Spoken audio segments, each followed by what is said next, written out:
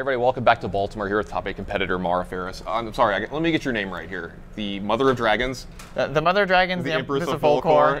That's an official title, by the way. James White has bestowed it upon you. We cannot take that away from you. You are now officially the Empress of Volcor. Yeah. So, also, I mean, if you win this PT, I think we have to call you whatever you want at that point, right? Let's be real. Now, leading up into this, you've been having a lot of success on the table playing card games, but before that you were mostly known as an alterist. I've got some altered cards from you. We've had them in the Goliath Gauntlet. A ton of people. I've seen people out here with cards.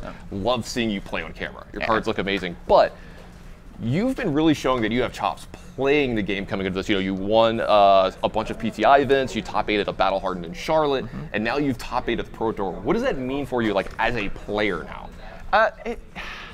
It feels really great. Like it feels like this culmination of like just a ton of hard work. It's like, I've been pretty well known for my Dromai work, and I'd like other games for like what, about 10 years now? Oh yeah, I've been playing card games for a long time. I did the Lord of the Rings card game really competitively for a while. I played Magic since Tempest. Yeah. I'm gonna say you've been around forever, kind of like me. Yeah. Okay. We were bonding earlier over just antique Magic paraphernalia. Yeah, of course. Yeah. But no, it just like it does. It kind of feels like I've put in so much work and kind of had a lot of people that didn't believe. Like, we've had a lot of Dromai hate lately, and a lot of people that have said like, oh, Dromai's not real. Dromai's not, Dromai's not been able to convert a major event. Dromai's not been able to really put up good finishes.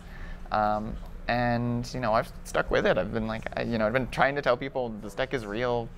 There's a lot of innovation in the deck. I think there's a lot I think we still haven't found in Dromai. Dromai has such an interesting playstyle that's so different than any other hero in the game. And oh, absolutely. I love watching the game. It just feels like you're playing a different game of Flesh and Blood than everybody else. It's absolutely. It's exactly how it feels. And I even look at like all the different Dromai decks out there that are just so wildly different from one another. And Flake, it's just give you a little Thanks, Flake. You're the best, Flake. Yeah.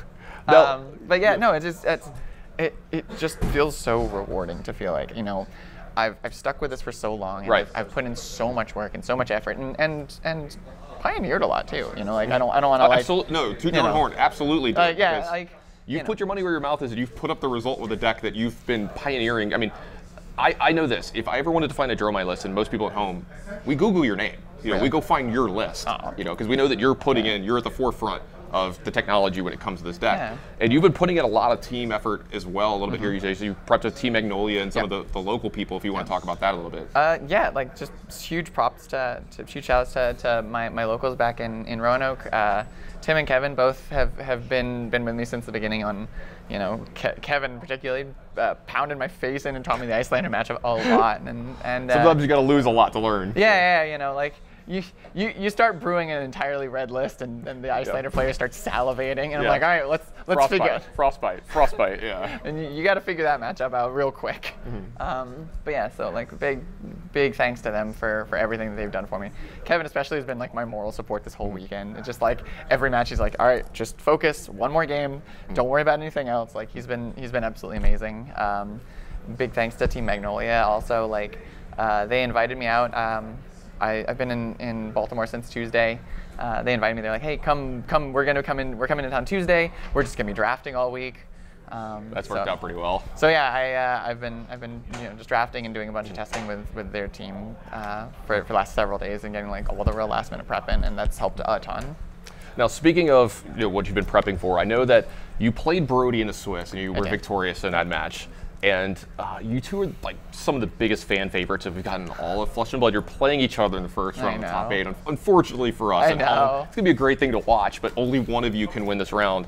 How are you feeling about this matchup? I know you said that you won it in Swiss, but I've seen it go either way. Yeah, so I played a lot of Lexis. I think I played 5 Lexis and an Azalea this weekend. I played just lots of Rangers. Yep. I lost to 1 Lexi in Swiss. And that was the only loss. That was the only time I lost a Ranger. So I'm feeling really good into the matchup. But it's Brody Spurlock, He's one of the best players in the world, yeah. By far, like one of the best players in the world.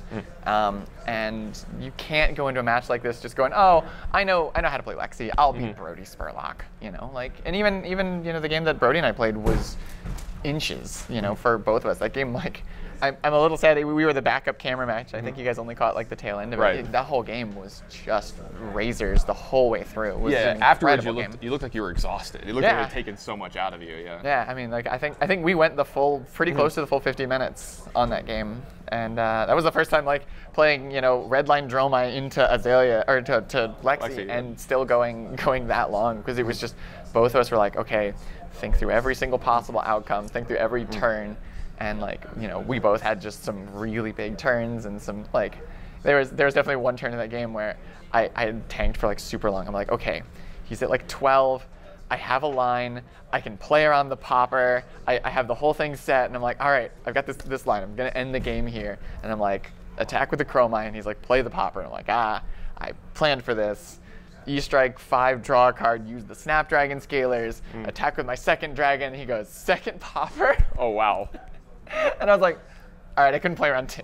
Yeah, I don't think you could play around in that situation. So hopefully that's not something that happens to you too much here in the top 8, because there's a chance. I'm looking at the bracket here. There's a chance that you could play Lexi all the way through this event, and you've been doing really well against Lexi, like you said in this. So this might work out pretty well for you. So at the end of this, there's a chance we're going to hear Pro Tour champion Mara Faris. What would that mean to you? I mean, like I said, I think it'd mean a lot.